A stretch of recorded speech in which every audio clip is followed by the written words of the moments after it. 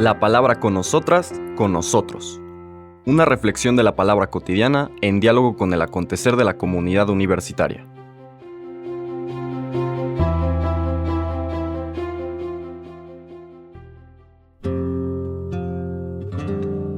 Hola, buenos días. Bienvenidas, bienvenidos a la palabra con nosotras, con nosotros. Empezamos ahora el capítulo 4 de la segunda carta de Pablo a los Corintios, que mantiene esta argumentación, este mensaje que él quiere transmitir, en qué consiste la salvación, esta salvación que él encontró, y el contraste que tiene con la pseudo-salvación, o esta ideología pseudo-religiosa, que él vivió, que él practicó, en la cual se hizo maestro, y habiendo constatado después de su conversión que no lleva a nada, que al contrario, lo estaban matando internamente, y él tan campante pensando que estaba agradando a Dios y se estaba ganando su salvación. La salvación no se gana, se acoge, se recibe. Dios la ofrece de manera gratuita, irrestricta. Como he dicho muchas veces, el amor de Dios es incondicional, es permanente, es indiscriminado. El problema es que vivimos distraídos o obnubilados, confundidos. Recordemos cómo terminó la lectura que acabamos de comentar, con un velo. Ese velo, el velo simbolizado por la manera como se interpretaba a Moisés en esa época, la gente estaba velada, no entendían, no conocían esta oferta de salvación de Dios en Cristo y por lo tanto seguían con sus prácticas, digamos, cultuales, devocionales, finalmente de un culto externo que no transformaba sus corazones. Pablo ahora invita a una nueva experiencia de vida, donde sí hay vida finalmente, donde sí hay justificación, y va a seguir elaborando en eso durante todo el capítulo 4. Desde mi punto de vista, una de las partes más importantes y densas de la carta. Vamos a leer ahora los primeros 6 versículos de este capítulo 4 de 2 Corintios. Por eso, habiendo recibido este ministerio por pura misericordia, no nos acobardamos. Antes bien, renunciamos a callar por vergüenza. No procedemos con astucia, falsificando la palabra de Dios, sino que declarando la verdad, nos encomendamos delante de Dios a la conciencia de quien sea. Y si nuestra buena noticia está oculta, la está solamente para los que se pierden, a quienes por su incredulidad el Dios de este mundo les ha cegado la mente, para que no les amanezca la claridad de la gloriosa buena noticia de Cristo, que es imagen de Dios. No nos anunciamos a nosotros, sino a Jesucristo como Señor, y nosotros no somos más que servidores de ustedes por amor de Jesús. El mismo Dios que mandó a la luz brillar en las tinieblas es el que hizo brillar su luz en nuestros corazones, para que en nosotros se irradie la gloria de Dios como brilla en el rostro de Cristo. Palabra de Dios. Seguimos en esta profundización de finalmente la vida en el Espíritu, la experiencia del cristiano que se ha encontrado con el resucitado, que empieza a percibir cómo esa relación con el Señor va transformando su vida interior, lo va sanando, lo va liberando, ya hemos explicado, lo va ajustando.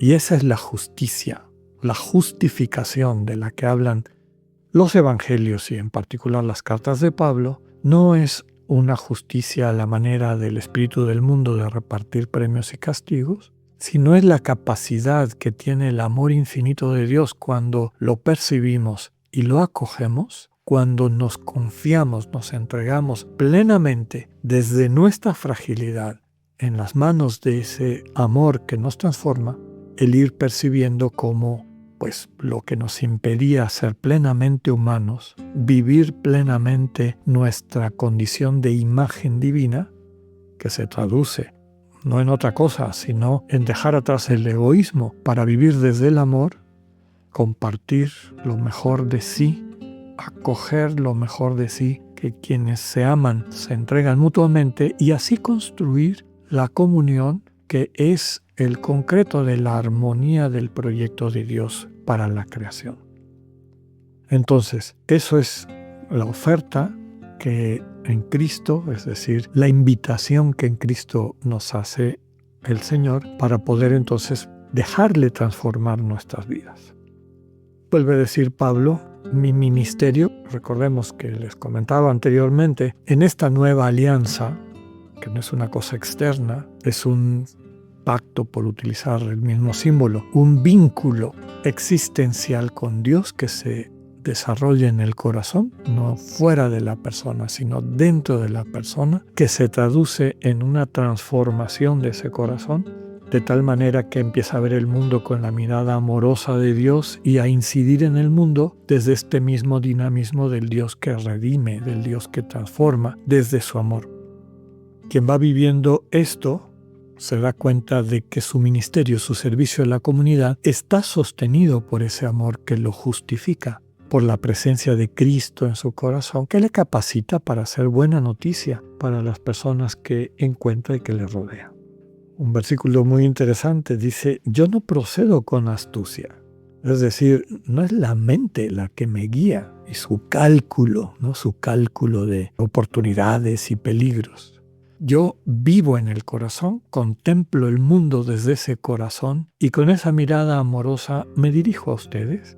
Desde esa mirada amorosa, en un diálogo permanente con el Dios que habita en ese corazón, pues voy viendo qué es lo que me corresponde, cómo puedo amarles concretamente cada día. Y el Señor me lleva a declarar la verdad, dice Pablo, es decir, a encarnar la verdad, a hacer amor para la gente que me rodea, a hacer bendición para la gente que me rodea. Y después dice, es cierto que hay personas que no captan eso y por eso me atacan y por eso tratan de confundirles a ustedes. La gran pregunta es, ¿y por qué esas personas no perciben esto? ¿No perciben la bondad que habita en ti? Pues Pablo dice, ¿por qué tampoco la percibieron en Jesús? Requiere un camino de transformación, de sensibilización, que implica, ya lo hemos dicho muchas veces y es un paso indispensable, el cultivo de la soledad y silencio en el corazón y la entrega confiada al Dios que nos espera. Desde cómo estamos y desde luego la escucha atenta. Una vez que le hemos entregado la vida, estar atentos a ver qué es lo que nos regresa. ¿Cuál es el problema? Como dice Pablo, el Dios del mundo ha cegado a quienes lo siguen. Y por eso no termina de amanecer la claridad de la gloriosa buena noticia de Cristo, que es imagen de Dios en ellas y ellos. Termina Pablo subrayando lo que ya ha dicho otras veces. Yo no me anuncio a mí mismo, sino a Jesucristo como Señor, es decir, como Salvador, como aquel que tiene la capacidad, desde luego, la voluntad de transformar nuestras vidas para bien. Y termina diciendo Pablo, mi ministerio es servicio. En Cristo y desde su amor, lo sirvo. Y lo sirvo entregando mi vida. Y esta es la luz, la nueva luz, esa luz de la que el Señor hablaba y nos invitaba a hacer, que estamos capacitados para llevar a la oscuridad del mundo. Pues que por intercesión de Pablo y siguiendo su ejemplo, podamos seguir creciendo en esta vocación de ser buena noticia. Que tengan un buen día, Dios con ustedes.